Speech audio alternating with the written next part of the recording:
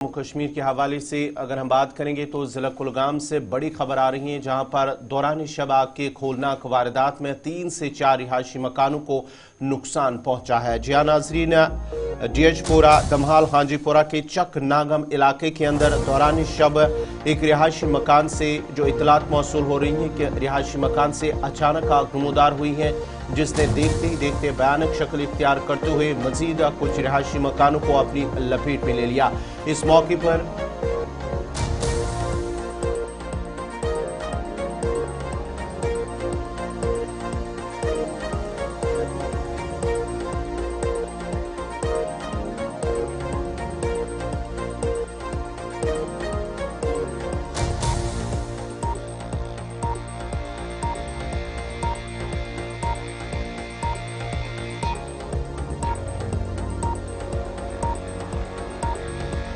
शब आग की होलनाक वारदात जिसके नतीजे में 3 से 4 रिहायशी मकानों को जो इतलात मौसूल हो रही है कि नुकसान हुआ है, और उसके साथ साथ ही जब आग की इतला जो फायर सर्विस अमला है उन्हें दी गई है तो मौके पर पहुंचे, जिसके साथ साथ ही पुलिस भी वहां पर पहुंची। मकामी लोगों की जो काफ़ी मशक्क़त के बाद अगर आग पर काबू पा लिया और आग को मज़ीद फैलने से रोका, लेकिन इस आग की इस वारदात में 4 रिहायशी मकानों को नुकसान पहुंचा है, जिसके साथ साथ ही जो फैमिलीज़ हैं इन 4 रिहायशी मकानों के अंदर जो रिहाइश पजीर लोग थे, उन्हें इस सर्दियों के इन दिनों के दौरान काफ़ी सारी दिक्कतों का सामना करना पड़ रहा है। और उसके साथ साथ ही करोड़ों रुपयों का नुकसान जो इतलात मौसूल हो रहे हैं कि करोड़ों रुपयों की मालियत राख के ढेर में तब्दील हो गई। ताहम जो अच्छी खबर है कि कोई जानी नुकसान नहीं हुआ है, सही सलामत सभी अफराद खाना को वहाँ से रिहायशी मकानों से जिनमें आग लगी थी वहाँ से उन्हें बाहर निकाला गया। लेकिन जो इतलात हैं कि 3 से 4 रिहायशी मकानों को काफ़ी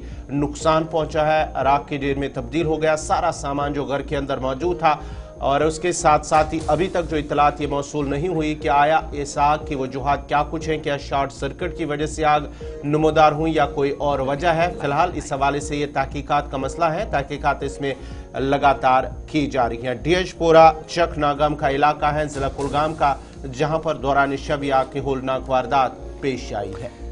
और साउथ कश्मीर हो, सेंट्रल कश्मीर हो या फिर नॉर्थ कश्मीर हो, सरमा के दौरान आतिशज़दगी के वाक़यात में हमने इजाफा देखा है। इस बार भी वैसी सूरत हाल, निस्फ रात को ये आग लगी, 10:30-11 के आसपास का ये इंसिडेंट, और चेक नागाम का इलाका है दमहाल हाजीपुरा, और 4 मकानात के अभी तक जो कंफर्मेशन हो रही है मुकम्मल तौर पर खाकस्तर हुए हैं। थोड़ी देर में तस्वीरें भी आपके सामने आ रही हैं। और इस इलाके के अंदर पर्टिकुलर जहां पर अमलाक को शदीद नुकसान पहुंचा है, मकीनों के लिए मुश्किलात अब इसलिए क्योंकि वो मुकम्मल तौर पर बेघर हो गए हैं।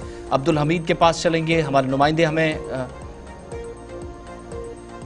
अब्दुल हमीद हमें कुलगाम से ज्वाइन कर रहे हैं, उनके पास भी चलेंगे।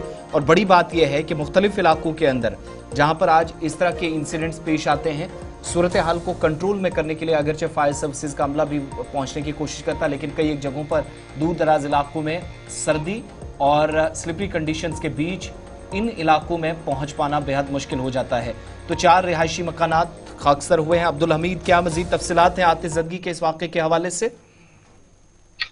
जी, ये नागम चक एरिया है जो दमाल हाजीपुरा से तकरीबन 8 किलोमीटर की दूरी पर, जहाँ पे ये 9:30 के करीब आग नमूदार हुई, जिसने 3 मकानों और 4 गाँवशेड जो है उनको अपने लपेटे में ले लिया। पूरी तरह से ये खाकस्तर हो गए हैं और इन लोगों का इस वक्त रहन सहन करना इस सर्दियों के आयाम में इनको वहाँ पे रहना बड़ा ही मुश्किल है। सकीना यतून ने भी यहाँ पे जिला एडमिनिस्ट्रेशन को हिदायत की है कि वो जाकर इनकी इमदाद करे। जी, ये 4 जो आप मकानात बता रहे हैं, ये गाँव खाने हैं या रिहायशी मकानात हैं, ये भी कंफर्म कर दीजिएगा।